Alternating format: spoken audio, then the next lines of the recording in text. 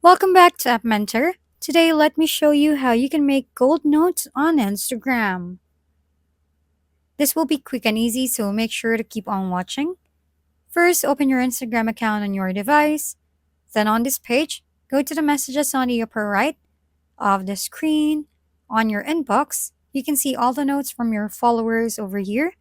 To add one, just click the bubble on the top of your profile and type in your note over here. To add a gold bubble, just simply type gold over here. Note that you can type anything on your notes, but you need to add the word gold along with your note to make the bubble gold. It can be in the beginning of your notes or at the end or even in between your text. Thank you for tuning in to App Mentor. If this video is helpful, please don't forget to like, hit the subscribe button, and leave a comment for any suggestions. See you on the next video!